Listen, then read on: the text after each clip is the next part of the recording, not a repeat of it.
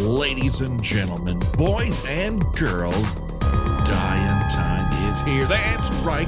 We're talking Friday the 13th, the 2009 reboot on Kill by Kill. Greetings and salutations, Internet. It's your old pal, Patrick Hamilton, coming to you once again from Camp Crystal Lake, perhaps for the very last time. This is the Kill by Kill podcast, where we are dedicated to celebrating the least discussed component of any horror film, the characters, and we're going to break it all down from the 2009 reboot of Friday the 13th in the hopes that an unlucky camper's untimely end is just the beginning of the jokes that we can make at their expense. And as always, there is only one person that I trust to help me when I'm choking a mammoth backwoods mutant by a chain and a bear trap, the one and only Gena Radcliffe. How are you doing, Gena? Do you see that there? I think that might be a highway. We've been wandering through this campground for 2.5 years. And I think we might be near civilization. Maybe that's right. Maybe we should throw out some road flares or start yelling for help. I think someone might be able to find us at this point. We've seen some people take road flares in a very bad direction over the course of this 2.5 years. I say we stay away from the road flares, but we definitely get to the road and start waving our arms wildly in the rain in the hopes that anyone will pick us up and take us away from here, Gena. Because God knows none of our guests have. They just leave us behind. They just leave us behind like the Harlem Globetrotters left Gilligan's Island behind while taking any of them with them. They just got airlifted and left us behind to die. Yeah, why did the Harlem Globetrotters remain so silent about those people who kept them alive on that island? Well, they don't. You ever saw the movie Alive? Yes. We don't talk about that. It's very possible that Curly may have eaten the professor at some point. The human will to survive, it makes us do occasionally unspeakable things. That's right. We never talk about the Washington generals who were consumed in that incident. But, there was a ref there, so it seemed fair at the time, even though there was a lot of shenanigans. Imagine how terrific, playoffs would be if you just got to eat the losing team. It would make recruitment a bit of a thing. Free agency would be a thing of the past, but I like it. But you would play your little heart out, quite possibly literally. Yes, and have it be roasted on a spit. Well, you know what? This is apt. We started alone, and now we're going to end alone, at least for the portion of the podcast where we're going to discuss the 2009 reboot of Friday the 13th. It seemed apt, considering that we started the podcast without guests, that we have this time together to ruminate about what a tremendous, fun, and terrible waste of time this has all been. Well, I would say more fun than waste of time. Oh, yes. But to what ends? I mean, now that Will Ferrell has a podcast, we might as well give up. Isn't that? I mean, we decided this, right? Yeah. I think that was our benchmark. Will Ferrell gets a podcast. We quit.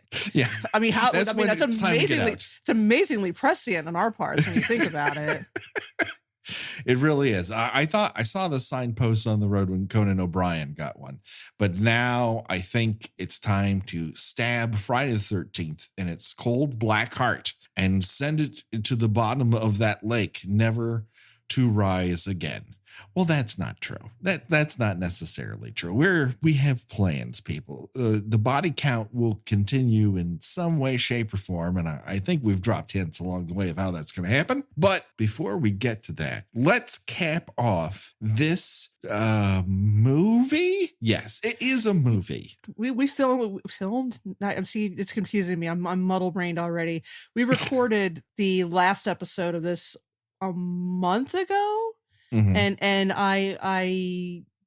I'm already forgotten 75% of this movie. So thank God for notes. Am I right? Because I would not, I'd be like you could tell me that well, aliens descended from the skies and picked up Jason and returned them to their home planet. I'd be like, yeah, all right, yeah, I remember that. That was cool. I'm not going to argue with you. Could completely make up whatever happened the last 20 minutes of the movie, and I'd be like, sure, okay. I think the incidents that actually occur in the movie are so outlandish and odd that I don't have to make things up. The denouement almost takes place in an abandoned bus in the middle of a forest. I don't understand how people misplace an entire bus. I mean, there were murders that took place there. The people didn't die in a Mount Vesuvius-like volcano explosion. Everything has been left to rot, and yet it has electricity and a working toilet. Well, this whole town seems to be just, one big old antique shop of abandoned items. We have, was it Donnie was our redneck friend from earlier in the movie? He just had, an attic filled with mannequins and old timey antiques. Why? We don't know. He wasn't selling them. They were just there. Jason's underground lair is filled with junk. It's like a horrifying version of the Littles. They just collect everything. The whole town is hoarders. Little did we know that this was the most terrifying version of eBay you could possibly have. And that's right. Go ahead. I'm sorry. No, I don't have a joke. Oh, well, I don't know if I have much one either, but God damn it, I'm going to try. I was going to say that it is pretty much, given a nod, if you want to call it, to almost every other slasher movie. Why not throw a little Texas Chainsaw Massacre in there too, or where everybody just lives in these houses that are just filled with junk, these dark and cluttered hovels. Just we might as well throw that in too. The director does really seem to have taken the aesthetic of that chainsaw reboot and just lifted the orange out and put in blue in its place. And you really couldn't tell the difference between the two things, other than I think the chainsaw reboot is directed with a tad more flair. This, at one point during this particular sequence, the camera just hovers over the body of Lawrence face down in a dilapidated jacuzzi for 34 seconds. And while it is gruesome, and I miss poor Lawrence, it is not made scarier by the camera craning over this jacuzzi like, no. Could you please move this along? People are running for their fucking lives here. Yeah, speaking of unnecessarily prolonged scenes, we might as well. Oh, do you want to go ahead and just give the body count of who's still alive? Oh, sure. I mean, let's find out who's still left alive at this point in the movie. We have Amanda Rigetti as Chris Higgins from Part 3. We have Jared Pilecki as Bad Monster Hunter Rob from Part 4. We have Danielle Panabaker as a little bit of Ginny from Part 2. And Travis Van Winkle as Melissa from Part 7. And Jason Voorhees is dressed in a jacket. Again, Jason Voorhees does not need a lot of outerwear. And this was the turn that seemed to be made in Jason X, where they gave him that ratty leather poncho, like he was a backup bassist for Bon Jovi gone to seed. And here they give him a jacket. He spends the majority of his day underground in his bat cave. Why does he need a jacket? These people are showing up and water skiing. Why do you need a jacket? Well, it's like, was it Part 5 where Part 6 where we couldn't figure out what time of year it was supposed to be because they were camping, but everybody had visible breath. Yeah. The coldest summer night in New Jersey history. Because summer in New Jersey, you hit those crisp 40-degree temperatures. That's right. But I just like to imagine, Jason emerging from his, Buffalo Bill kill cave and, setting one foot. I go, woof, it's a little nippy out, and like reaching in and, grabbing his coat from his little, carved wooden coat rack, and, that he picked up at Pier 1.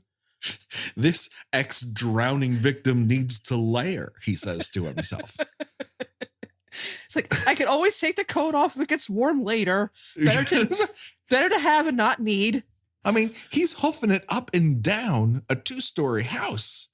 Like, at that point, I think you've worked up enough steam. Maybe it's time to take off the fucking coat.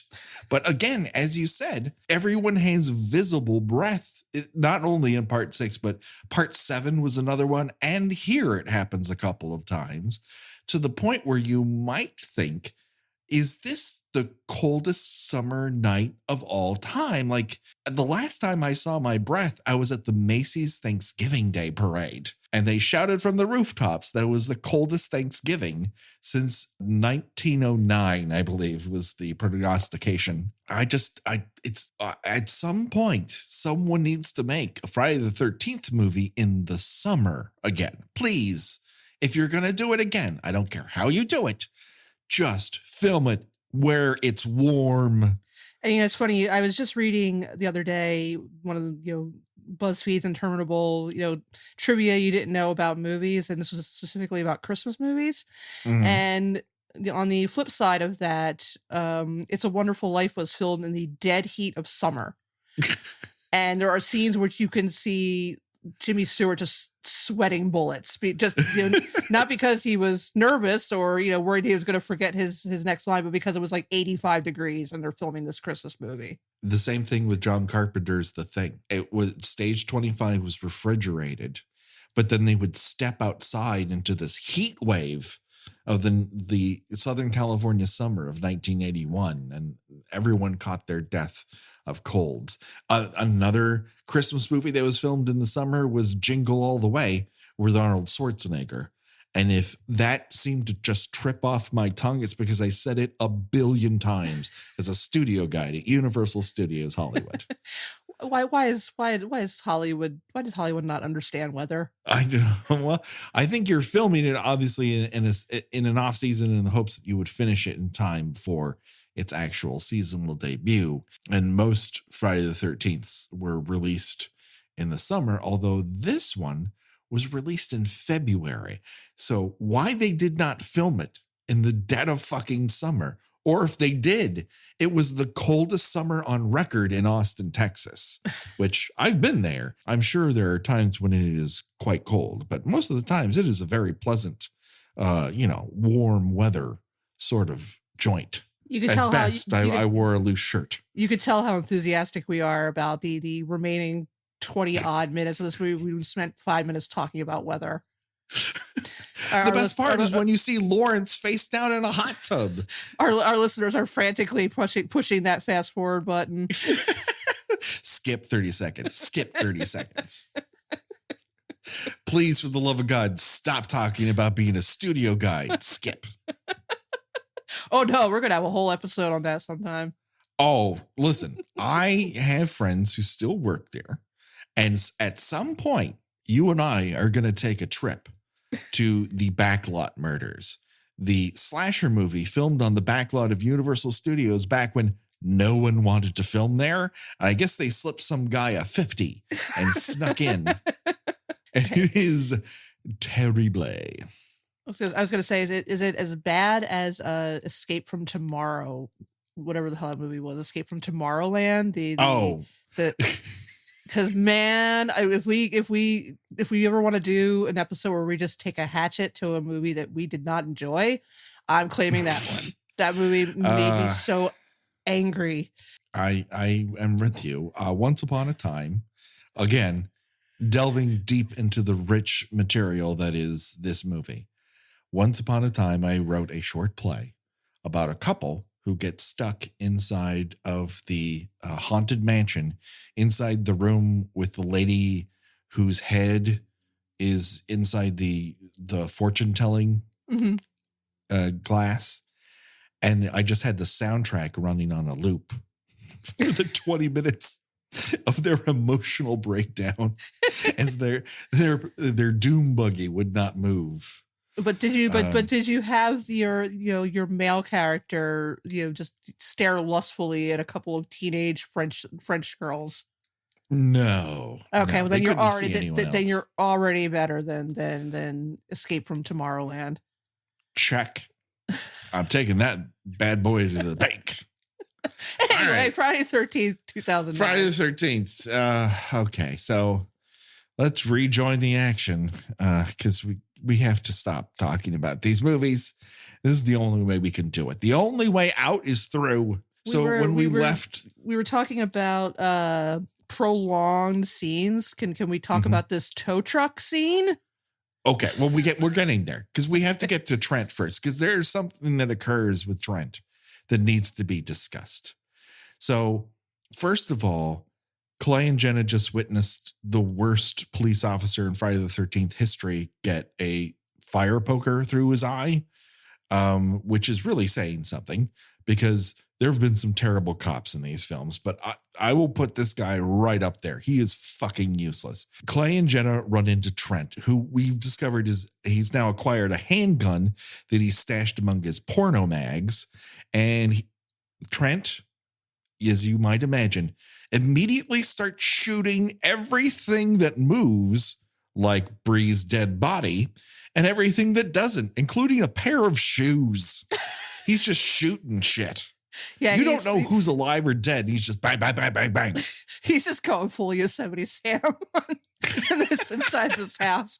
I mean, I expect him to just aim the gun down on the floor and be able to start shooting, just lift himself off the floor. That would be fantastic. One of the incidents that takes place here is he shoots Bree's dead body. Now we know Bree is dead, but Trent does not. So when he pushes open the bathroom door to discover that he's put a couple bullet holes through Bree's body, what am I to gain from this? Am I supposed, because I know that he didn't kill Bree, and he now then lies about, but he doesn't lie. He says that guy killed Bree, which he did. But I just don't understand what I'm supposed to get out of this. Because I know he's not lying. I know he might think he's lying.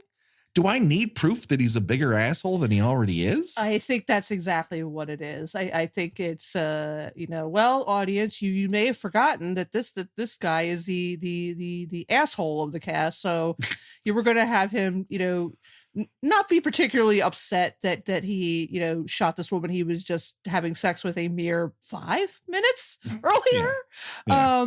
Yeah. Even if he, felt vaguely collegial towards her, you would think he would be a little bit ruffled that he accidentally shot her, but now he's just like, oh shit, better cover up this.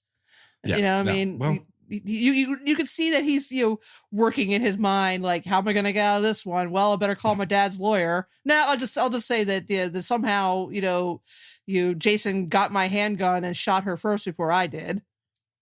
Yeah, that's gonna be hard to prove because as they exit the building, Clay and Jenna try to search for Clay's motorcycle keys. Trent goes for what might be considered a more useful item. That's the cop's radio. But we see that Jason has torn it apart, as is his wont. And Jason then breaks up this revelation by tossing Bree's heavily abused corpse through the windshield of the cop car. This sends Clay and Jenna off in one direction and Trent in another. So that means that he's all alone in Crystal Lake, Texas. Crystal Lake, New Jersey. Sorry, it's hard to keep these things separated. And we also see that Jason has tossed poor Lawrence's body in that hot tub, which we see for an extended period of time. And in Trent's mad dash through the woods, he happens to trip. And this means he lets loose that pistol, which lands in some sort of stream or something.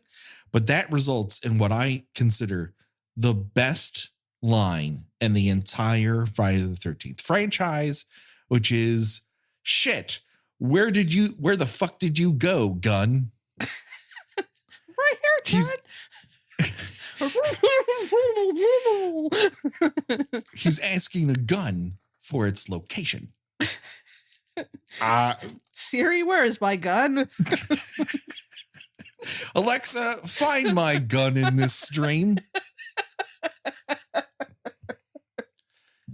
That is, I seriously hope that was improv, because if someone wrote those words down, I would think that a computer would just, the CPU would shut off and go, we're done.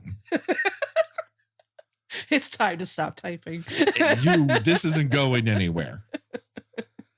Luckily for all of us, Trent decides, all right, screw this. I'm not going to find this gun. I'm just going to wander some more. He finds a road. He almost gets run over by a truck. And then he thinks, wait a second. The killer might be driving that truck. Yeah. And Spoiler alert. It isn't. Yeah, that's actually my new favorite character in this movie, which is creepy red herring tow truck guy. Because with oxygen tube. Yeah, because all of a sudden like this like fog rolls in, like they're suddenly in Transylvania. And I mean I honestly expected to hear like a werewolf baying somewhere, because like, so Trent's standing there, it cuts to Trent, cuts to the truck, cuts to Trent, cuts to the truck, cuts to Trent, cuts to the truck several times while this, again, an ample amount of fog is just coming in from out of nowhere and making it look extra super spooky. And I mean, I don't think that the audience would ever buy for a second that Jason just suddenly just hopped into a tow truck and decided to run him down. So again, this is a lot of padding. And then we get an homage, if you will, to another horror movie, and that is John Carpenter's Vampires. I mean, of all of John Carpenter's films, why not give it up to the best? And by best, I mean most misogynist piece of shit that I've ever seen him produce. Probably because he managed to employ the worst of the people to be in it. I don't know. Because I read that book and it was mainly like, hey, we make money from killing vampires. But, oh my God, the actual text of that film is disgusting. But it has those really cool cross-shaped bar tow trucks, which I forever associate with that movie now whenever I see one. and one of those shows up in this. Yeah, Trent gets a machete turned upwards through his chest, and then he gets body slammed into the forks of Chekhov's tow truck, because we did see it at the Barn of Doom earlier. So I think that's the guy who employs Donnie. And absolutely does not notice that this person has been impaled on the back of his truck. No, just like, fuck this noise, I'm out of here. It's like, all right, I guess you don't need a ride. And drives down the highway. Good luck with that. Yeah. See you when I see you. Don't like my driving down 1-800-EAT-SHIT. And meanwhile, Clay and Jenna briefly discover Chelsea's body, which is just sitting out there for no fucking reason. We get yet another shot of a bathroom once they arrive back at the ruins of Camp Crystal Lake, because, hey, this film's got 4 sets and we're going to use the fuck out of them. We also see that this bathroom has working electricity and a toilet, but no stinger, which I feel, again, is a real missed opportunity. Clay hears screams, finds that they are coming from under the floor. He uses, believe it or not, an ice axe to gain access to this trapdoor and pry it open. My question to you is, why would anyone in this quote unquote hunting lodge of a house need an ice axe? To go with the skis, obviously. So when you're skiing to Wawa, you need the ice axe to what? Open the door? You got to chop down that door. You got to get to that thick Arctic layer of ice to get your Wawa hoagie. This, of course, gives them access to Jason's torture tunnels. And this brings up that constant question that we have had, and I don't know if we're ever going to answer it, and that is, what is the end game of Jason kidnapping Whitney? What is he getting out of this relationship? Well, I mean, the thing is, by the time the very end of the movie, we reach the very end of the movie, any sort of sense of logic and reason has been forgotten. Not forgotten, abandoned. I think there was a conscious decision to just say, fuck it. I mean, none of this has to make sense, because I'm jumping ahead a little bit, but Whitney more or less gets to be the final girl. And somehow she is very aware of the relationship between Jason and his mother.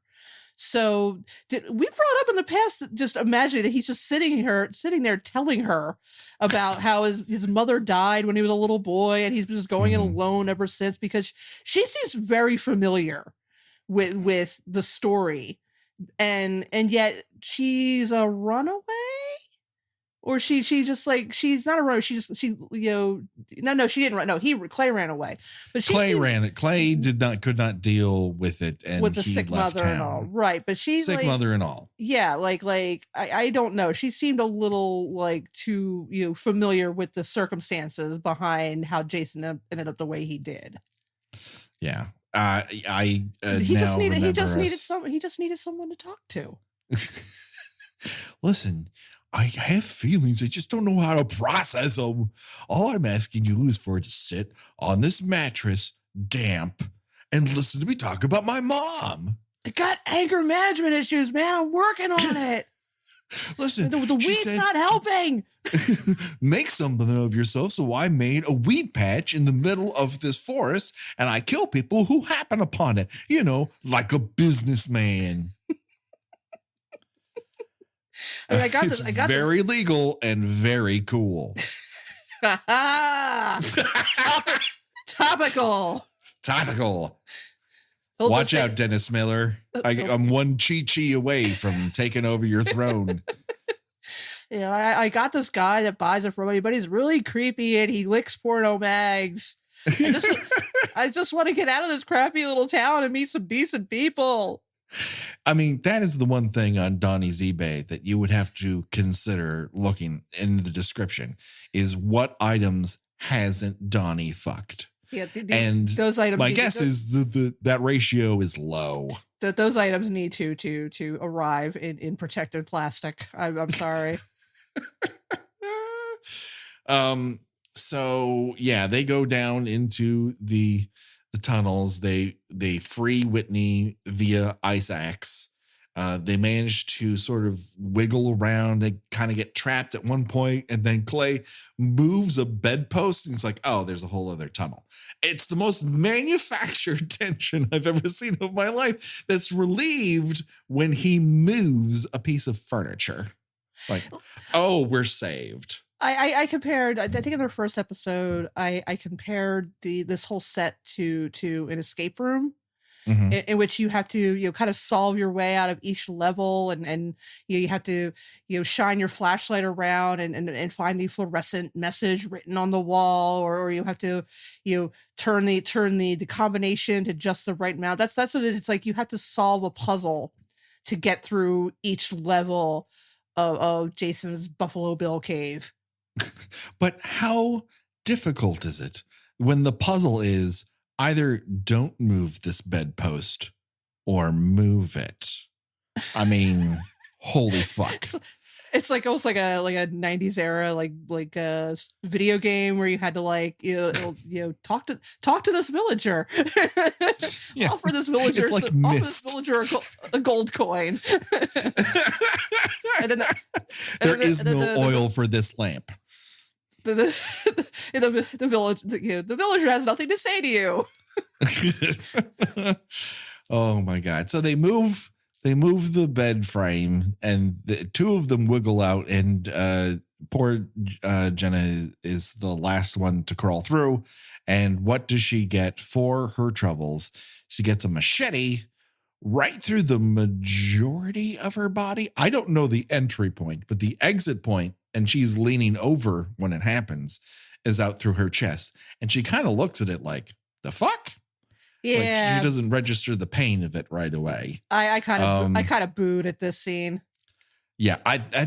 First of all, I understand the idea of trying to subvert everyone's expectations. For that, yeah, it is the only thing in the movie that was actually kind of surprising. Yes. I think it sucks because Panabaker is one of the few people in the movie you kind of actually like. And for some reason, the rule is no more than one woman can survive a Friday the 13th movie, whereas several dudes can, which is a super weird look. I take some comfort in the thought, though, that I am fairly certain that if this movie was made today, it'd be more likely that Clay would be the surprise kill. Yes. And then you could pay off the sort of Rob from part 4 thing of I'm dying, he's killing me, I'm dying, which is one of the greatest parts of what I would consider the ideal of the Friday the 13th franchise. But for whatever reason, it doesn't want to take that lesson. It tries to go for this, subversion of our expectations. And okay, I don't know. Maybe I just like Danielle Panabaker because when we've given her lines to say it and in CW shoots, she's very good at them. That's reasonable. It is reasonable. She's a very nice lady, I think. At least she has been to our scripts. But even still, it's, I don't know. I'm not thrilled with it, but I also know why they did it. But I'm with you. I would rather they have knocked off Clay and had these two women withstand his onslaught. But if that had happened, then we wouldn't have this next sequence in which they emerge out of the hidey hole into an overturned bus, which people just forgot about.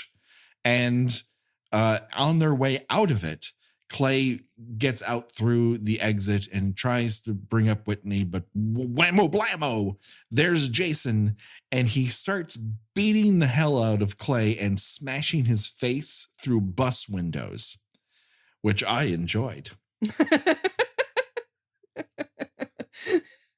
I think she's sitting there like a little kid, like bouncing back and forth in your seat, like yeah. do another again. And if anyone has tried to do anything to a bus window, I don't care how much it's been weathered, that's got to be tough to accomplish. But okay, so when we see his face later on, none the worse for wear. He's fine. He's absolutely fine. No, those cheekbones perfectly chiseled. His nose unbroken. He just has one small slice on his cheek. Meanwhile, Whitney gives Jason like some sort of wrestling kick and manages to wiggle her way out of this bus. And then they make a break for it. And lo and behold, they find the Barn of Doom. Because this movie needed to be Friday the 13th, part 3 and part 5. The best of the Friday the 13th franchise. It is everything and it is all things. Maybe Jason Goes to Hell too. I don't know. It's hard to remember the details of that movie, y'all. I really can't keep track anymore. But Clay and Jason engage in a fisticuffs after Jason smashes through a window. So if you had that on your bingo card, check that bad boy off. They make that happen for us all, which I don't mind. I like it when Jason smashes through windows, I have to admit. I did write it down that they hit every single note of the original series, including his displeasure for windows. He really does. I mean, they actually Whitney does take advantage of his lack of peripheral vision, which I enjoyed. So it's not all bad. It just could have been better, I think, is what it comes down to. Anyways, they have a giant fight, and then just when it seems like Jason is going to murderize Clay, Whitney holds up that brooch or what is that? A cameo? Yeah. I don't know what the fuck that is. That's a locket. A locket. Sure. And let's go with it. And she goes, oh, you don't have to kill anymore. And meanwhile, Clay is just reeling, looks over to his right and sees a petite bear trap, a bearette trap, a trapette. A mini trap. I guess it's for varmints rather than bears, but it's the same fucking idea. It's a big mouth with sharp teeth that clamps down when you hit the center of it.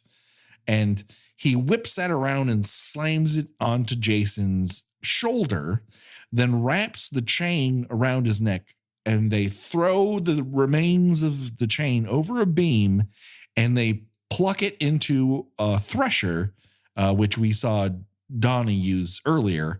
Now, dollars, how much do you want to bet that Donnie has fucked that thresher? Hopefully not while in operation. Well, no one would do it in operation, but that's Gena, let's take this seriously. No one fucks a thresher while it's in motion. That's not sexy. It's when it's supplying that, the pull, the animal pull takes you over and you just can't help yourself. Well, you work your way through that farming equipment. You got your hay baler. Uh-huh. You got your tractor, which we know from certain country songs that's a favorite for fucking. Oh yeah, I mean, so sure. Mm-hmm. Spend a little time with the mulch spreader.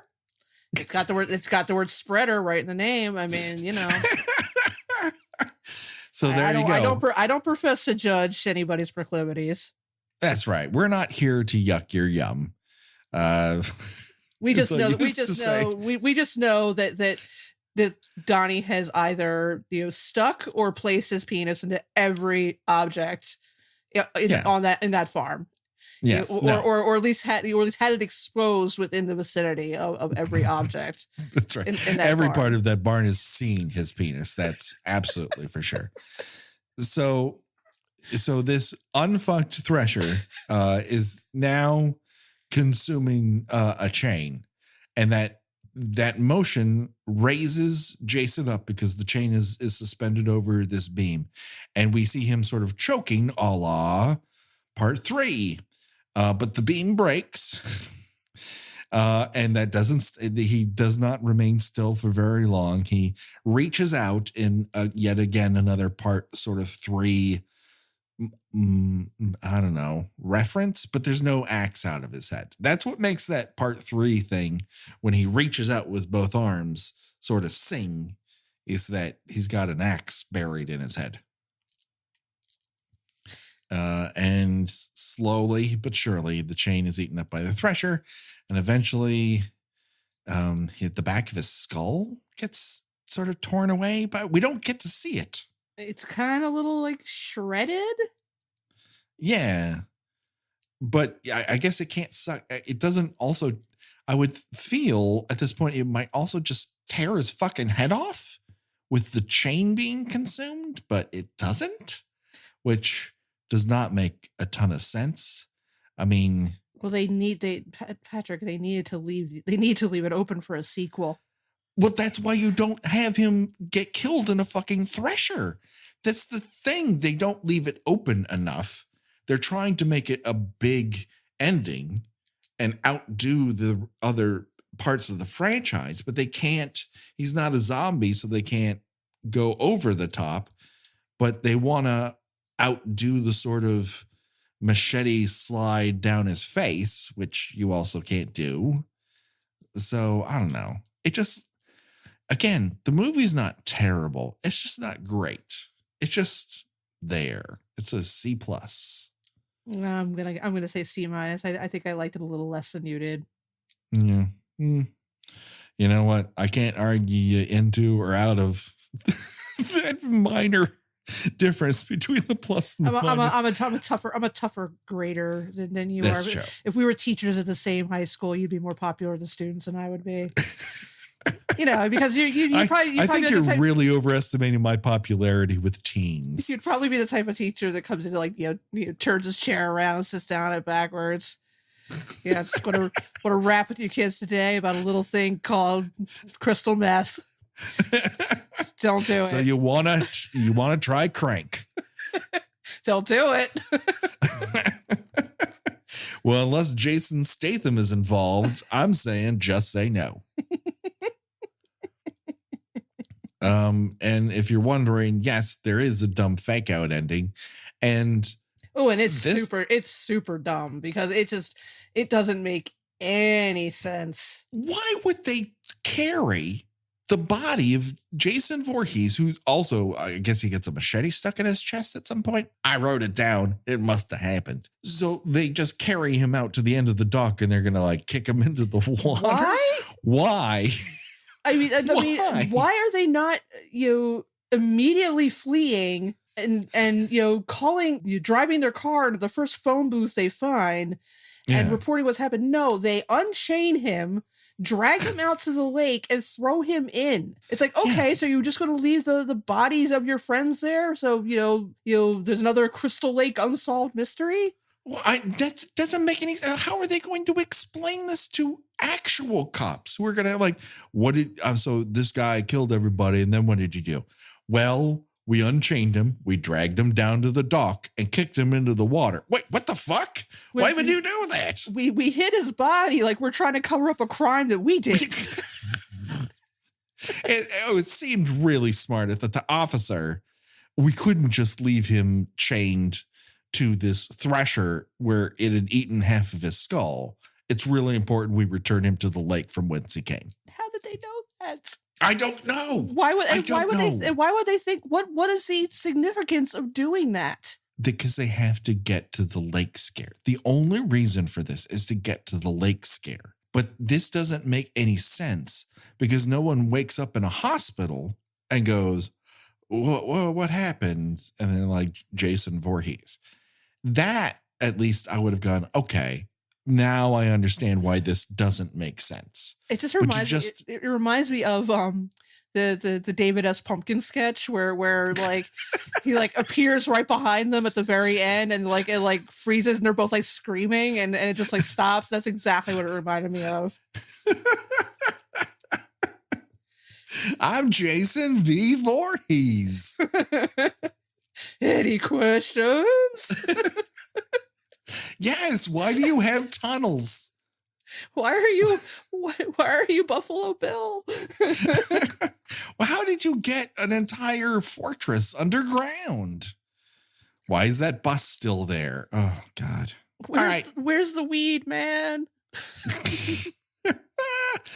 So let's choose our own death venture. Very complicated. Super difficult. Do you choose machete and tow truck?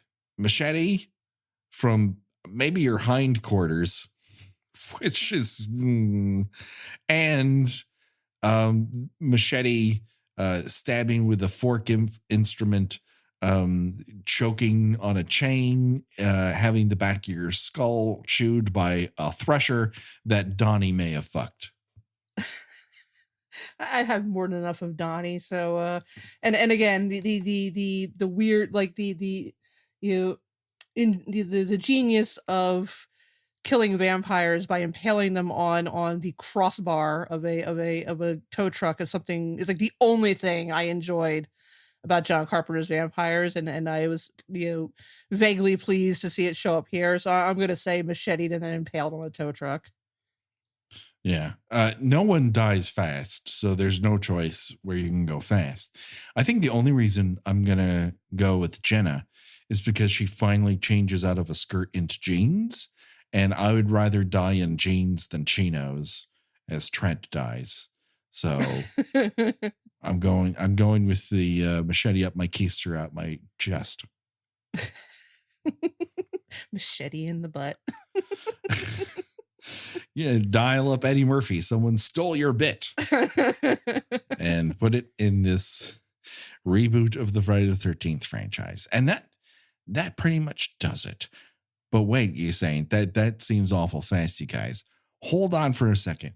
We're going to take a quick commercial break. When we come back, we're going to try to wrap up our primary foray through the Friday the 13th franchise with a very special guest. Okay? So you stay right there after these messages, and we'll be right back.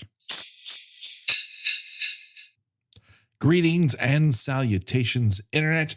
This is a quick break in the action to review with you some of the lovely reviews that we have gotten on iTunes, and they're great. They're fantastic. We received one from Father Nickname, who says, I've laughed out loud a whole bunch with this podcast. It's very funny and knowledgeable. I love the hosts. I love the guests, and I love horror movies, and I love to pick them apart. So you guys are just perfect. My favorite Jason kill is the folded sheriff from part 6. That's a fantastic one. Thanks for a great podcast, he says. And thank you for giving us such a lovely review. We also have Timmy G is awesome. And he says, if you're not a horror fan, you'll enjoy the comedic wit of the hosts while it's laughing at the physics of naked water skiing or simply breaking down those traditional horror archetypes. You'll want to know how Kill by Kill's take is on these classics. And of course, from Torgo 3000, we have Gena is really cool. And Patrick has a delivery fit for those Grindhouse trailers from back in the day. Oh, that's a nice compliment. Listen to their show, he says. Oh, that's fantastic. Thank you ever so much. And of course, we received a couple things on at the email at killbykillpod@gmail.com. The first one was from Jeff Harper, and I thought this was important to list off to you guys. He says, I discovered Kill by Kill about a month ago, and I love the podcast. And in episode 55, you both make getting through the workday easier. You were just talking about a beer game. That beer game in the 2009 reboot of Friday the 13th was actually created by Bob and Doug McKenzie. It's called Beer Hunter.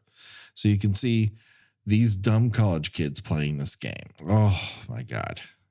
It's a real thing. It makes more sense that it's a Bob and Doug McKenzie game, though. It actually makes it seem too cool for Friday the 13th, 2009, but okay.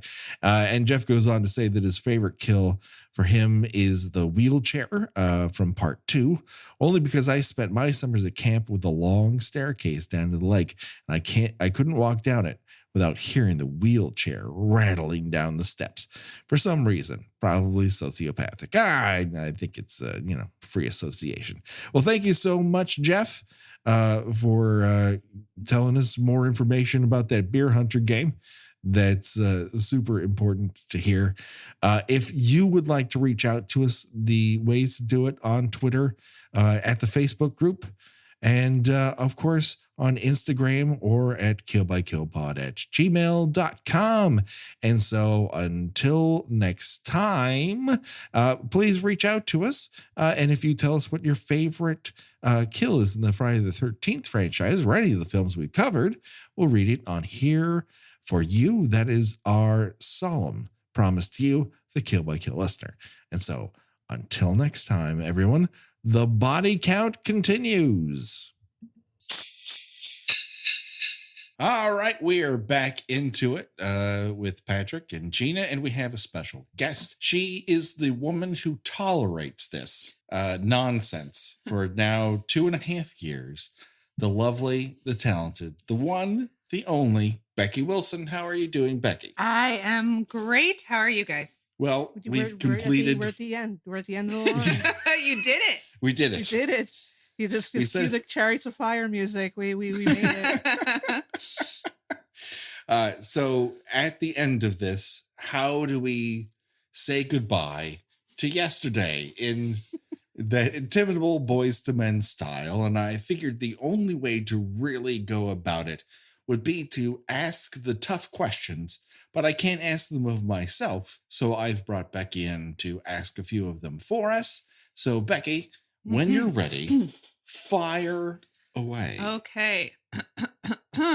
Well, I guess my first question is, just for listeners who don't know, how did you guys find each other? Because I know that Patrick, you had the kernel of this idea that you wanted to do this kill by kill, but then what happened? Well, I had the kernel of the idea, which I believe you and my brother were unimpressed by.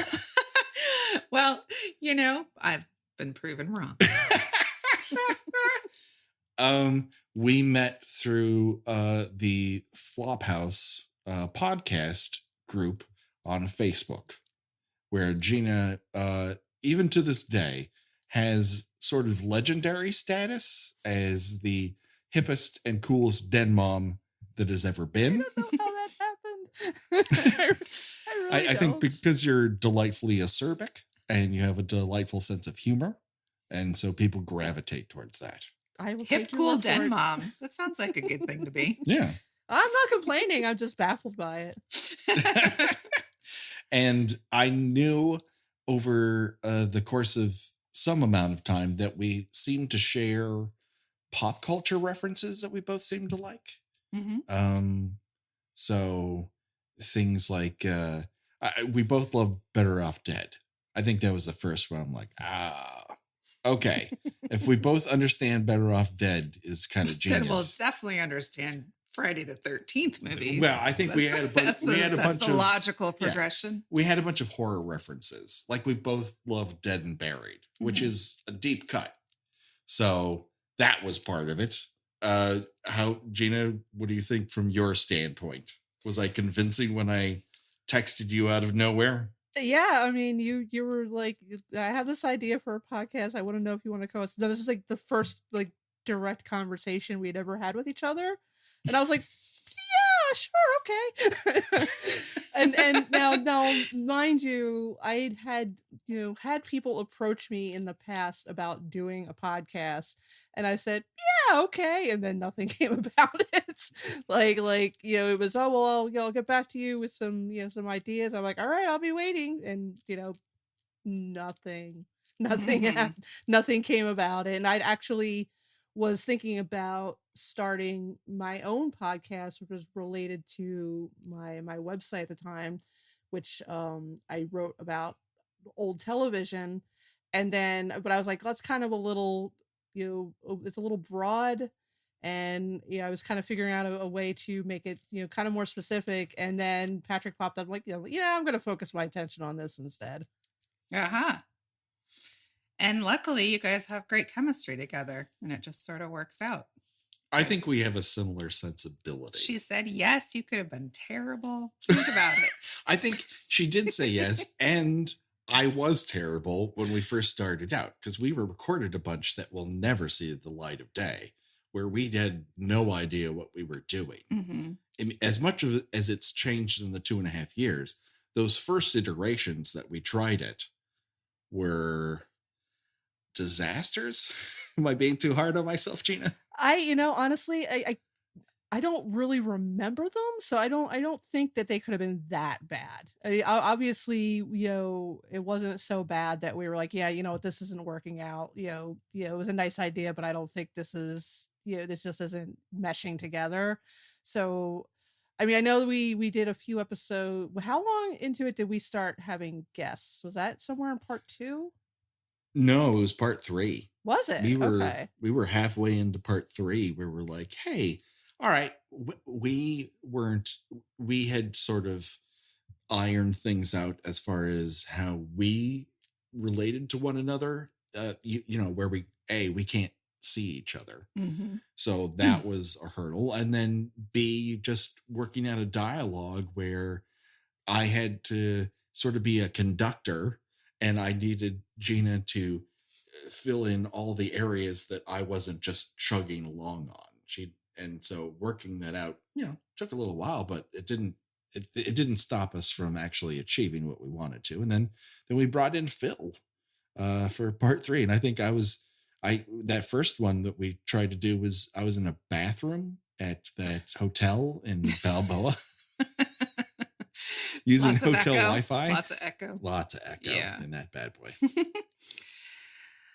And the rest is history. Well, maybe your faithful listeners will someday get to listen to the unheard I burned those shows. podcast. They were digital trials. files. I still found a way to burn them.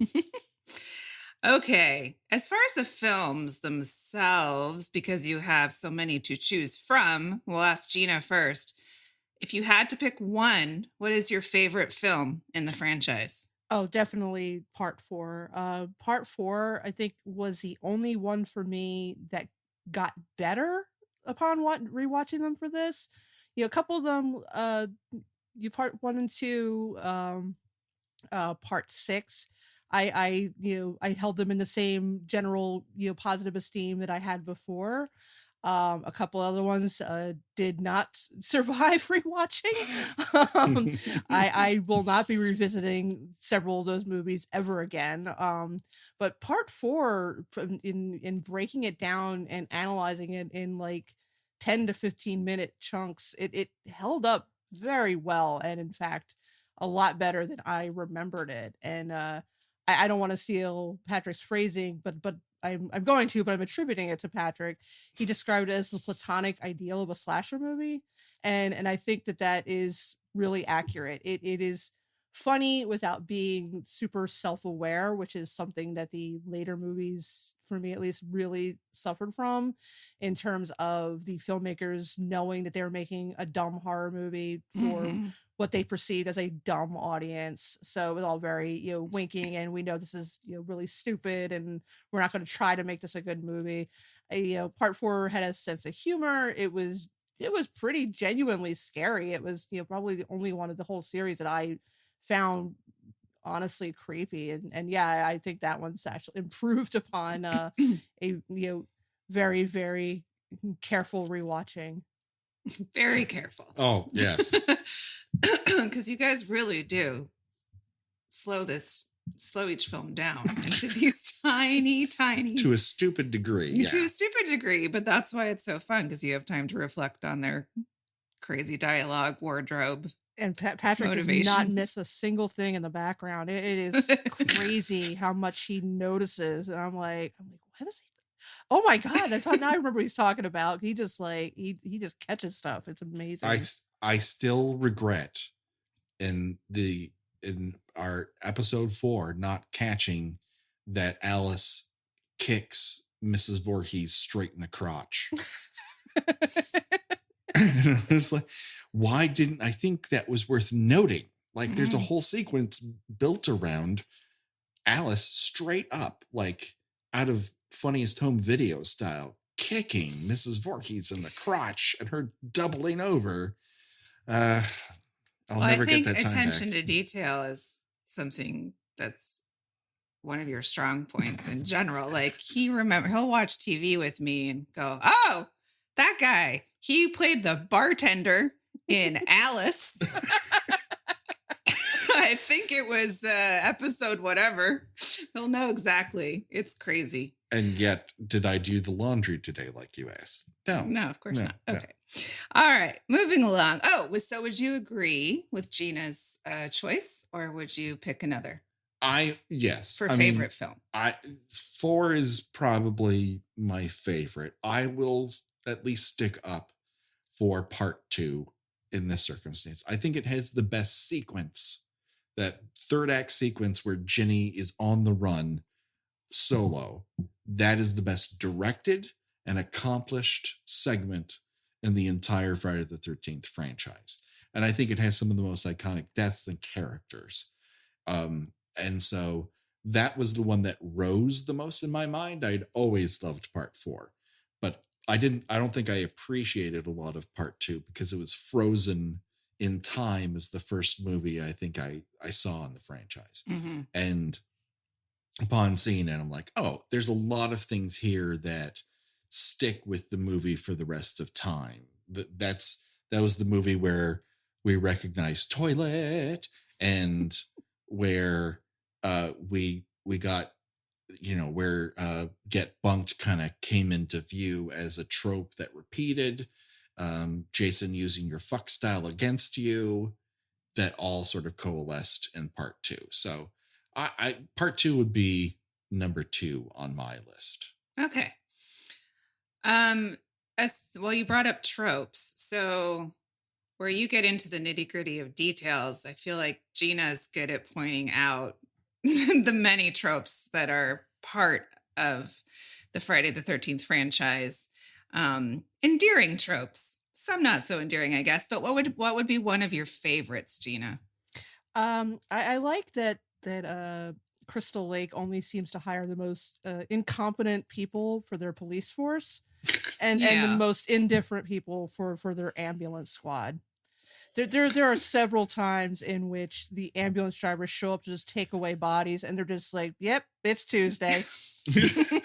They're practically like just the whole like with the trope where like the coroner just eating. There was a coroner eating a sandwich over the over the body in part 4, I think. And just they're just so utterly unruffled that these young people have been killed in the most horrific manner, and it's no wonder that they keep getting killed in the most horrific manner because they hire idiots to be their police force. Yeah. Their first responders are terrible. Just across the board, the worst that New Jersey could find. They all seem to land eventually in Crystal Lake. Their CSI team, when they grab that axe in part 4 with their bare hands and then put the bloody end in a bag, but it's not big enough to hold the whole axe. That's, oh my God. It's fucking movies. They're so crazy. Now, would you say in every film there is at least multiple times a death by we are having sex or just had sex and then boom? I mean, he definitely does. For sure, it's the first one. Jason definitely does use what your stroke game against you, whether or not it's how you approach sex, like in part 2, where he knows that girl is not going to have sex with that guy in that wheelchair until she puts on a sexy sweater instead of the sweater she's already wearing. He's using that against her. So that element is always there. And there does seem to always be a fuck couple. With the exception of the reboot does not have a designated fuck couple. Well, I mean, there's Trent and Bree, but they don't. I mean, nothing happens to them while it's going on. It's just but Jason recognizes that they're too busy doing what they're doing that he takes advantage and kills Chewie, who's isolated at that point in time, and he knows that Lawrence is going to jerk it to that catalog. So he's still using his LLC catalog.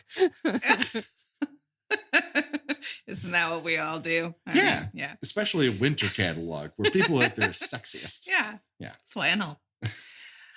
Okay. So any other tropes come to your I mean, the mind? big one we knew going into this, which was that Jason Voorhees hates doors and windows. Yeah. But it was super weird to see in some of the instances, especially in part 5, where Jason Voorhees is not there.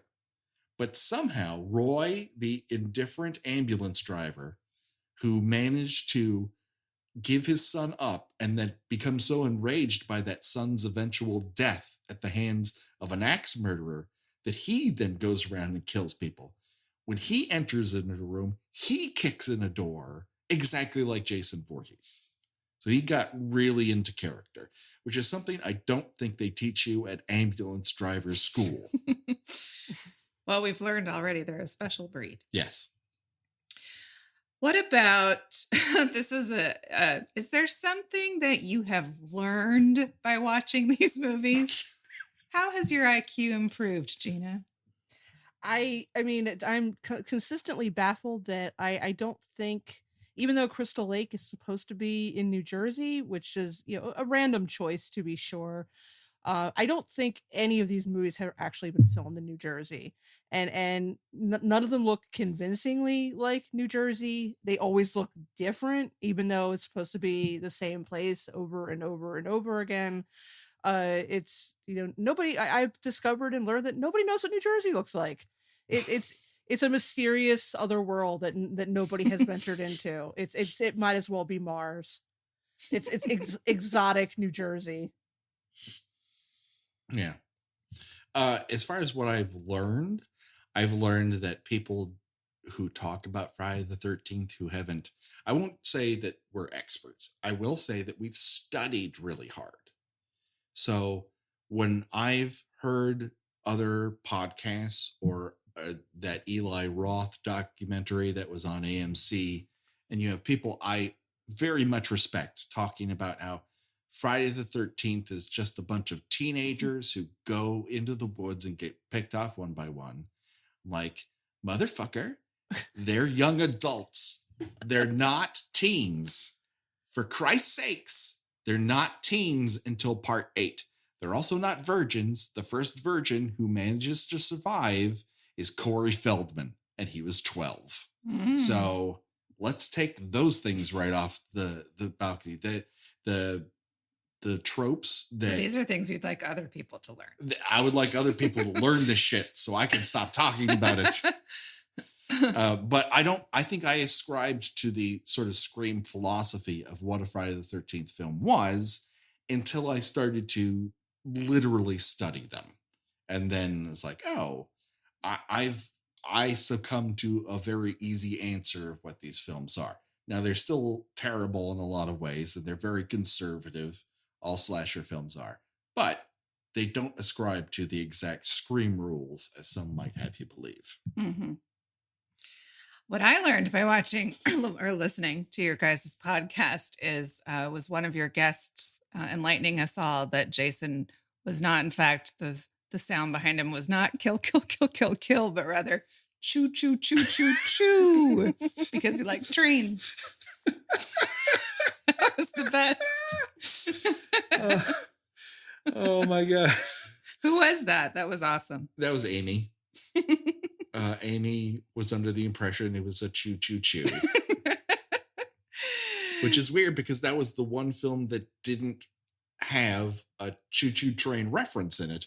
Whereas part 7 and part 3 vividly have trains as like an obsession. So maybe she was onto something. Listen, Amy's onto a lot of things. So I think she saw through to something and we have to recognize her genius. Let's see. Okay, here's a good one because there's obviously been many kills throughout the franchise. But what's the best one? Not the one you would choose your own Deathventure, but what is the best kill for your money? Dollars to donuts. I know what Gena's is going to be, so I'm going to pick a different one, even though I might say it's the same thing. I think the best one for me is the sleeping bag murder in part 7, where he picks up a sleeping bag and in the regular cut of the film slams it up against a tree and just crushes the person inside. In the first cut of the film, he smashed it again and again and again. And then she kind of just falls out of it like part of your sandwich when you bite into one end and the rest of it falls out the back. There's something just visceral about that one that delights me to no end. That and the fact that she says to whom she assumes to be her boyfriend, "Come on and get it, big boy," before he tears into her tent. I like that part. Gena, what say you? This is several movies ago, but I have to stay faithful to part 2's machete in the forehead, wheelchair tumbling down the stairs. It's the most iconic one in the whole series. Yeah, particularly the way it's filmed because it's pitch black. The gag is simple yet effective, and then when he just tumbles down the stairs backwards, it's so pitiful. I'm ashamed to admit that I find anything involving like wheelchairs in distress to be very funny. I don't know why, but like the scene in Manhunter when you had the flaming wheelchair just careening down the parking garage ramp, and I think there was a scene in Mars Attacks where there's just again a flaming wheelchair just rolling past the background, and it just makes me laugh. I have no idea why, and God's gonna just he's gonna take away my ability to walk someday for this. I just know he is. Yeah, you like wheelchairs, huh? Well, guess what? Here you go.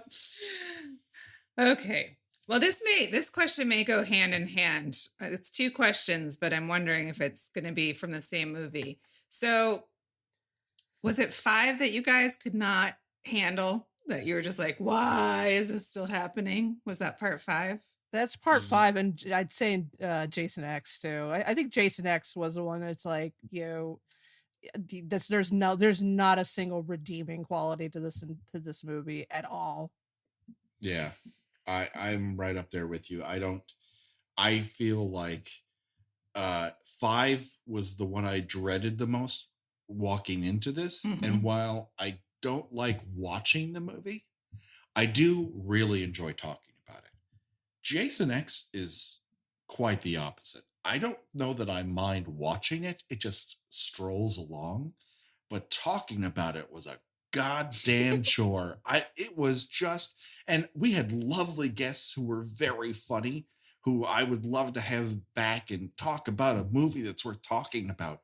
But oh my God, the more we seem to dig into the inconsistencies and weirdness of that movie, it just got worse and worse and worse. And no amount of fantastic knitwork that they did in the costuming seemed to elevate it beyond that. It just, every part of it looked like a roller coaster queue that someone chinsed out on the budget on. It just was terrible. Now, if you had to pick your least favorite character, would it come from 5 or Jason X, or would it be from somewhere else? Ooh, gosh. I mean, yeah, least favorite character is a tough one because there are lots of candidates. And I would say the one chocolate vampire from part 5. I'm not. Well, I mean, and also, I mean, don't forget that your opinion may be clouded by the fact that the actor in real life has some unpleasant things in his background. So yes, that is skewed in that direction. So let's take that aside. But I will stay in the same film. I would say my least favorite character is the orderly from part 5, who does gross things with his tongue, reads porn at work, and has multiple baggies of cocaine in his car. He had one baggie of cocaine and then a small satchel of cocaine, and then he had a mirror kit of cocaine. It's a lot of cocaine. It sounds like proper planning, because then you don't need 3 things to keep your cocaine in one place. Or do you? I don't know. Well, being an ambulance driver doesn't really pay that well. So that could be like his moonlighting. It's also being the local coke guy in Crystal Lake. How expensive was cocaine in 1985? It wasn't cheap. How much could you buy on an ambulance / orderly's, discretionary income? So for you, least favorite is you don't like the use of the drugs or smutty magazines. I don't like his use of drugs, and I don't like him using smutty magazines while on the clock. I see. I don't like his tongue waggling where he turns his ear and his tongue comes out. That's gross. Every part of him is gross. I don't like him. He's gross. In a film full of gross people, Mm-hmm. He's right at the top. And that puts him above Roy, who kills a lot of people in that movie. But orderly over Roy. Okay. Yes. What about Gena? From any of the movies, and then your least favorite. Then I will say, I'm just going to stick with Jason X, and I will say that I don't even remember the character's name anymore. I took to calling him Fake Burke because he was definitely supposed to be the Burke character from Aliens. He's sort of, officious company man who wanted to preserve the specimen at all costs. He had neither the charm or the charisma of Paul Reiser, and that's saying a lot. I did not need to see this character in a sex scene. Thank you very much. And just, I every one of these movies has the Weasley guy, and I just had enough of the Weasley guy, and I was like, okay, again with this character, I'm just going to patiently just sit here and wait for him to die eventually. It took way too long in Jason X's character to die, frankly, but at least I had that satisfaction eventually. It's hard to go because they all have such weird ass names, but it's hard to weigh him up against the character who fucks a robot into increasing his odds. Sorry, I missed that. Yeah, it's no, don't be sorry. Don't be sorry. No? It's Okay. a terrible, terrible film. What was the one on the boat where it's the New York one, right? Where you're on they never get to New York till the end. Till the end. Yeah. But it's To get to a mostly on weird ship. abandoned Manhattan where There's some like terrible characters where on there's that hay one. bales in the alley. You'll Yes. note Yes. you'll note on your trip that you probably did not see any hay bales, and that there was a lot more. And then there was a lot more people in Times Square than the movie would have you believe. Yes. Yeah. That's my least likable set. It's just stupid. He was on a boat. He's mad at it. Yeah. And Rennie's dad uncle, who threw her into the water to learn how to swim from a rowboat that she has a flashback to in a burning puddle. He's probably right up there too. I hate that guy. Oh, what was your favorite joke from the series so far? Has there been a joke? This is Patrick's question, so I don't know. Has there been? Joke? I mean, a favorite bit. Okay. I would. The one that I keep coming back to, and unfortunately, I don't think Gina was here for it. Was for part 8, where we discovered that Jason knew how to drive a boat. There's something that is deeply fulfilling about the idea of Jason, like Mickey Mouse, just do in a boat. It's like there's nothing in this man's history or things history really at that point. He was a fish toilet given the breath of life. To give you the idea that he knew how to drive a boat, nevertheless dock it, and then hop in the water and climb up a chain into a cruise ship. Yes. Yeah, that was even more unlikely than Michael Myers somehow learning how to drive a car at some point. even though he was in an institution since he was 6. Yeah. Yeah, at least he would have seen somebody drive a car and maybe worked it out. But, there's 2 pedals, there's a steering wheel. After about 15 minutes, he probably worked it out just fine. A boat has a lot. I mean, where would you even start? That thing was obviously into the a lake. boat or safety course. He wouldn't have stuck out at all. No. Now, didn't that lead to one of your followers creating a little Yeah. Jason Mickey Mouse meme? Yes. It's one of my prized possessions. It is one of the greatest examples of fan art we've ever received, and I adore it. I'm gonna guess for Gina because I keep bringing it up because it makes her laugh every time I do it, and that is from part 2, and that's toilet. See, that's just an example of how the early episodes were kind of a little rough because I didn't know he was gonna do that. So like I think maybe about 5 minutes of that was just dedicated to me like snickering and laughing like Muttley, just the whole Muttley. And just oh God, stop, hold on, stop a sec. It's just I'm sure people really enjoy just like hearing me be like stop, I'm gonna pee myself, stop. So clue people in who didn't hear the toilet reference what this is about. At one point in the movie, a local constable, Yes. an incompetent constable, takes a foot chase after Jason after he sees him cross the road, and he's a little overweight, and so he spends a lot of that chase ping-ponging off of trees, and they finally find Jason's dilapidated cabin that he's been hanging out in. Now, this cabin has a couple different features. One is his head, the head of his mom on a wheel on the top of a wagon wheel table. Mm-hmm. And the other is a toilet that the movie decides to give a music sting to. And the music sting, it just pans to the toilet, and then the music goes, toilet. as if it's a revelation. And I can't get over it. It is the craziest music cue. And that's saying something, because in part 5, there's that one sequence where the car just drives across the screen 4 times, and the music's just going, bah, bah, bah, bah, bah, bah, bah, bah. And you're like, it's just a truck with 3 people in it, It's like, going from one side of the road to the other, like, and it keeps going. It's like, calm down, Starsky and Hutch. Like, seriously, you would have thought someone had given chase, or that they were on their way to certain doom.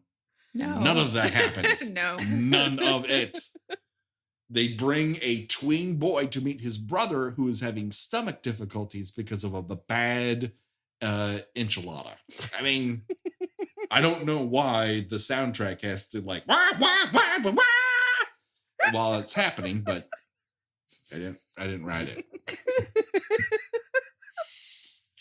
Maybe you can get one of the composers on someday. Oh your no, guest.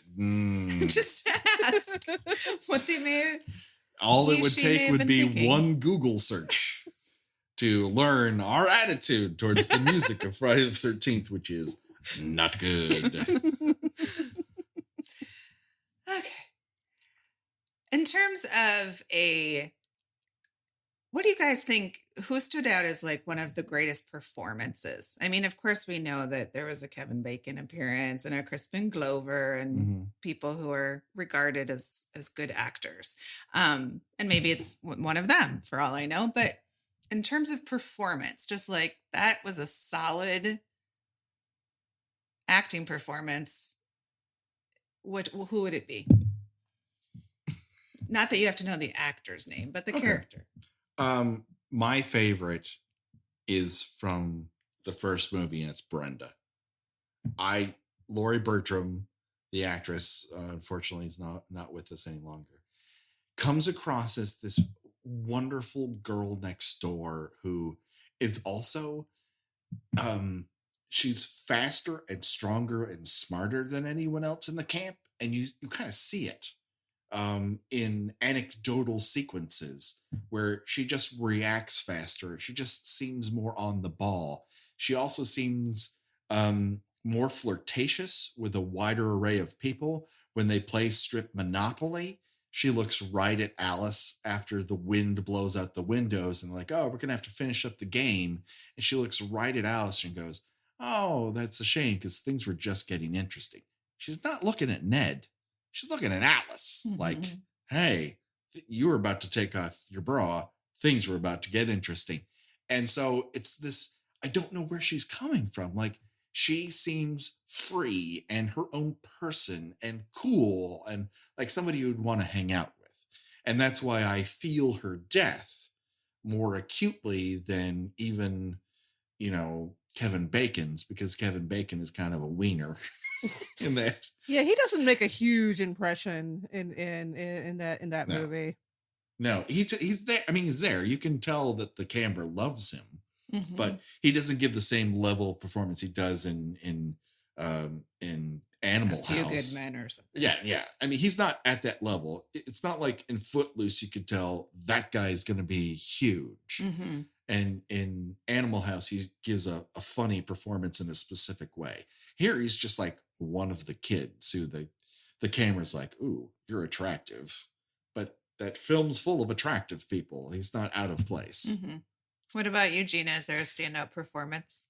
Well, my obvious answer would be Crispin Glover because like he does in every movie, he just acts like he just landed from Jupiter. He's just completely in his own so movie weird. all the time. Mm-hmm. But honestly, the only reason I find the 2009 remake even worth bringing up is I really, really enjoyed the character Chewie. The actor is named Aaron Yu, and I believe, other than a character in Jason Takes Manhattan, I think he might be the only Asian character to ever appear in a Friday the 13th movie. Part 2, there's that one girl in the Mork and Mindy suspenders, but yeah, that's it. I don't think she has a line. Yeah, no, I think she's just kind of there, but yeah, he just feels like a character that they made a rudimentary attempt at developing, and he kind of comes off like a character in a Seth Rogen movie, but in a sort of charming and amusing way, and of course because of this, he doesn't seem like he would, he should be hanging out with the rest of these, anonymous Abercrombie and Fitch models. He just doesn't really belong there, but he's very funny, and he's just kind of doing his own thing, and it makes the way the deaths in the reboot so prolonged. We've ranted about this in almost every episode about the remake, how they're dragged out and kind of Eli Rothish, and I just really didn't care for that. And it's harder because I honestly like this character, and yeah, he was the comic relief, so it was extremely unlikely that he was going to make it to the end of the movie, because we never do, let's face it. At best we come back from the dead like Griffin Dunn in American Werewolf in London. That's at best. But yeah, he was, a somewhat fleshed out character, which is way more than you were getting over the last few movies. Yeah, I would agree with that. Mm-hmm.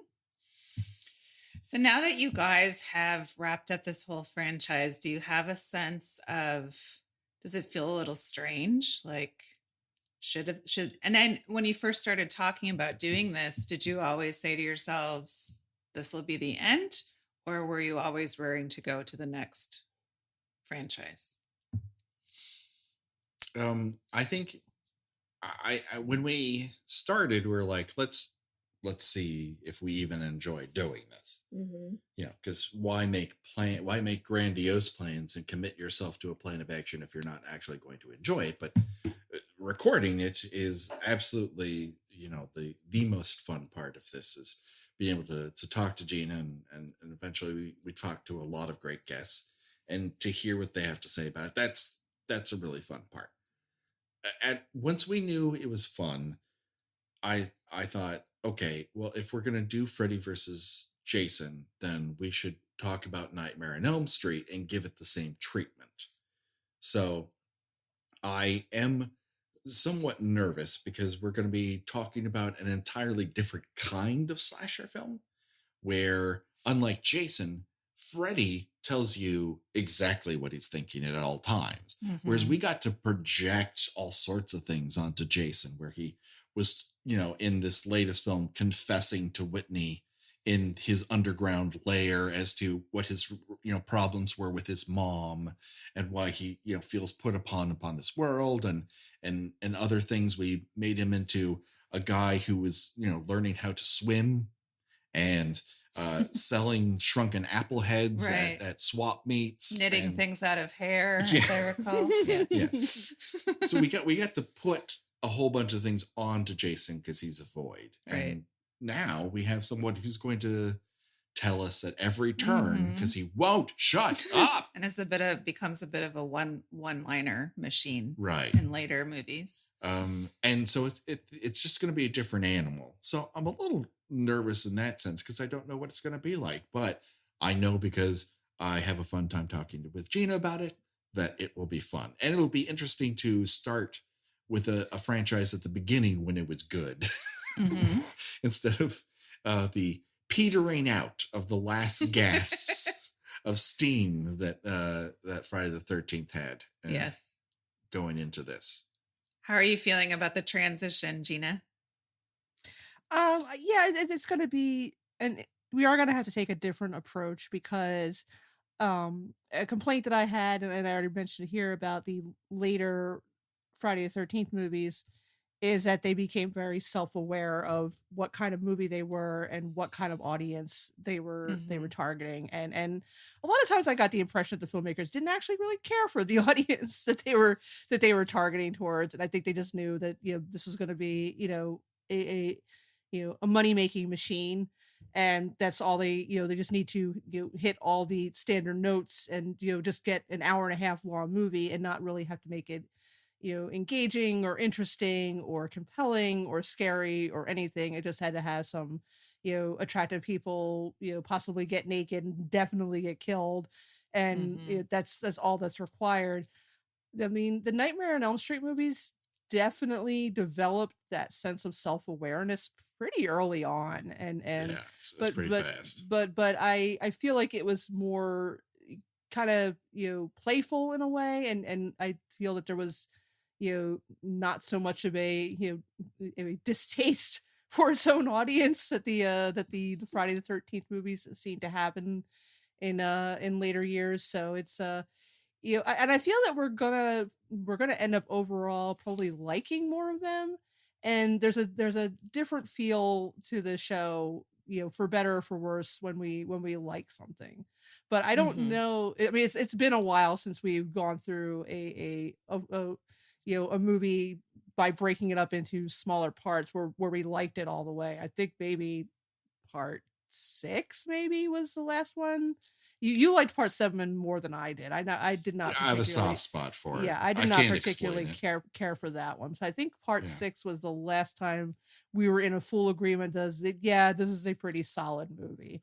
And I know that our listeners do enjoy, as people tend to do with these kinds of things, it's just really, taking the old hatchet to something. But as certainly with the case in Jason X, it got really tiring. It's just like, I mean, yeah, it is a good thing that we enjoy talking to each other, because otherwise it would just feel like such even more mature than it already felt like. So it's going to be interesting to see how it goes when, even the worst ones of the Nightmare on Elm Street were okay. They didn't make me angry like Jason X did. Yeah, but now let me Jason X didn't make me really angry until we watched it the way we watched the movie. And let me interrupt and say I have not seen the Nightmare on Elm Street remake. I understand it is not good. And when Patrick told me that we were going to cover that, I think my response was, which is kind of the same reaction I had when he said he wanted to cover 2009, because I also had not seen that one. And you know what? That was very much earned. That met my extremely low expectations. Yeah. Now, are you going to continue to have the same sorts of guests? Is there anyone you want to talk about that's coming up? Because you've had authors, you've had comics, you've had horror film directors, you've had me. We're going to have the same sort of mix. Hopefully we'll have some old favorites back to talk about Nightmare. We'll have new favorites who will emerge. I think we have some exciting people who have tentatively said yes, but I always feel bad putting someone else's name out there when we don't have their name penciled into a specific date in the calendar. I will say that we have been insanely lucky with one notable exception.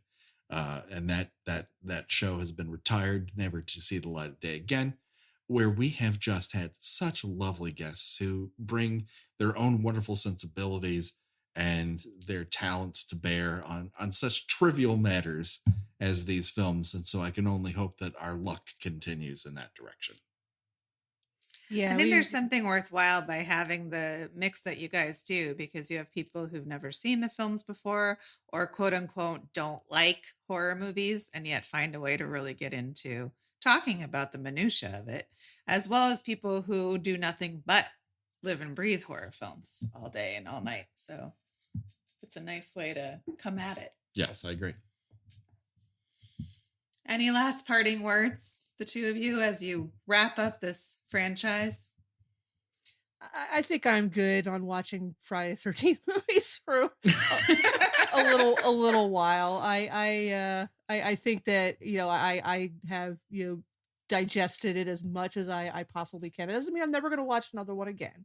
I still genuinely like 1, 2, 3, 6, and I honestly love 4, but I think that I can take a very long break from watching them. I don't know that I could escape talking about them, because I think that even when we move on to Nightmare on Elm Street and whatever we look on beyond that, that we're still going to be associated first and foremost with talking about Friday the 13th. One thing that I thought was funny is when there is a, I don't even know if you can call it a competing podcast, because they're probably getting much more numbers than we are.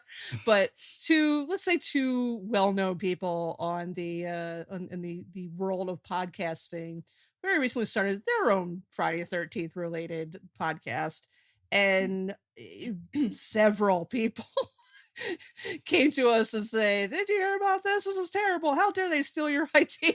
It's like, they probably did not steal the idea from us. This was just an unfortunate coincidence. But yeah, but I think even then it's going to be, we're going to continue being compared to other, people who are doing write-ups about the series, podcasts about it. I think it's just, that's going to be always, and every time there's any kind of news about, the possibility of another Friday the 13th movie, we're always tagged with it. And I think it's just, it's interesting that that's going to be my legacy. I didn't even write them or star in them or anything. I just recorded myself talking about them, and now, well, that's the Friday the 13th lady. But that's okay. I could have a worse legacy. Yeah, and they're still fun to talk about. Well, it says something about them that they've endured this long, frankly. It is a very rare bird. And one of the reasons we wanted to get into it was that they occupy an interesting space where, starting in 1980 and ending in 1989, there was a movie almost every single year of that decade from this franchise.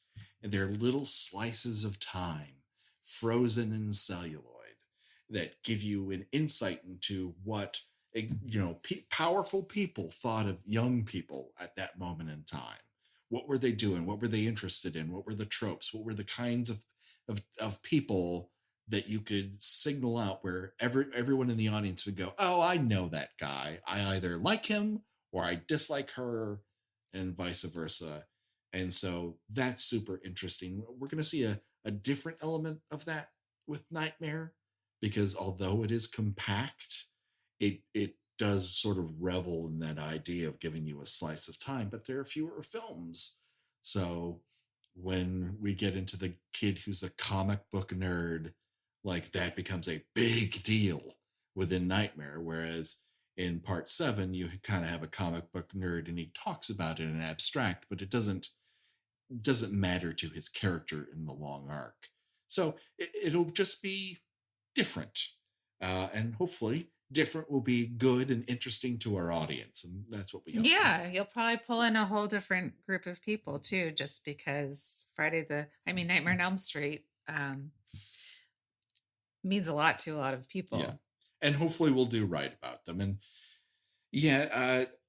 people were talking about Friday the 13th before we arrived. People will talk about it long after. But what I like about it is I'm very happy with the product we delivered over the course of these 2.5 years. And I hopefully will feel the same about Nightmare on Elm Street. And of course, when they meet in Freddy vs. Jason, we will once again talk about perhaps the worst delivered from either franchise in one film.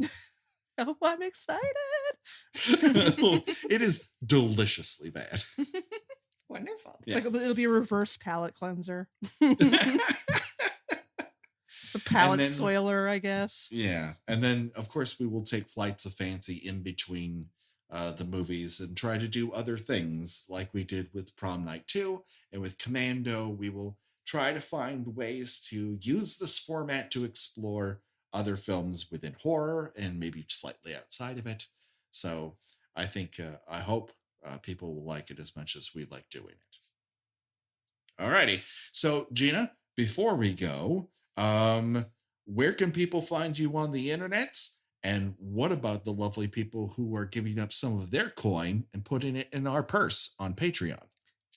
Well, first and foremost, I write about movies and old TV and pop culture and other stuff at my website, GenaRadcliffe.com. I also review movies and television at alcohollywood.com. Some of my recent reviews was The Ballad of Buster Scruggs, which is not a Friday the 13th movie, and you should definitely watch it anyway. There's a lot of killing in it, so it almost it could kind of be in that vein. And I am on Twitter at porcelain72, and for our Patreon, just as a reminder, we have a 3-tier rewards system on Patreon. $5 a month or more will get you a bonus episode. Now, I do have to apologize due to scheduling issues. We had to release our first bonus episode to the public at large. We are hoping that will not to happen again. That was Mandy, which we both really, really, really, really loved. And our next one, which should be available by the time this goes live, is Netflix's Apostle, which we loved, but which we liked. I don't want to say we loved. We liked it. Not as much as we liked Mandy. It's hard to outdo Mandy, which would probably be on my top 10 of any film list this year. It was just that good of an experience. And just to rattle off our newest donors, thank you to Kelly Houlihan, Benjamin White, who is a big supporter of our show. He actually upgraded his donation. He is now at the $5 level. Thank you, Benjamin. Andy, I'm going to pronounce your last name wrong. Beger, Beger. Holly Ward, John Grills, Zerwisky, who has said very nice things about us on Twitter. So thank you, Zerwisky. And this is incredibly exciting. We got our first $10 pledge. It is Megan Dooley. So right now, Megan is our only $10 Patreon. Megan. So as of this moment, sometime next month, she will be able to choose a movie for us to do an episode about. What? That is an awesome perk. Yeah, Be like Megan, everybody. I trust Megan that she's not going to pick anything too questionable for us to do. But who knows? But if you still have time, if you want to compete in a drawing against Megan to choose a movie for us, now's your chance. You just have to pledge $10 a month to us. So that's patreon.com/killbykill. Do it today. Check it out. If you want to talk to us on Twitter, that's the fastest way to do just about anything these days, at Kill by Kill Pod. Of course, we have the Facebook group and we have the Facebook page. That's where everything starts. The group is where we get into the nitty-gritty details. We'd love to hear from you there. And of course, we're on Instagram at Kill by Kill Podcast. And that will do it for right now. But don't worry, folks. The body count will continue. In fact, we're going to have a Christmas special for you, a 2-parter, where we're going to chop into the remake of Black Christmas. That's right. We're not done with remakes. We're taking on Black Christmas, which is super interesting and decidedly weird, and weirder than I remembered it. Oh, it's Let's weird. put it that way. It's weird. Yes. Our very first guest there is Heather Wixon, a writer of Monster Squad and a fantastic horror writer in and of herself. So I urge you to check that out when it drops here at Christmas, and then in the new year, the podcast of your dreams becomes the podcast of your nightmares when we take on Nightmare on Elm Street, one kill at a time. And so until then, for myself and for Gena and for Becky, bye-bye, everybody. Bye.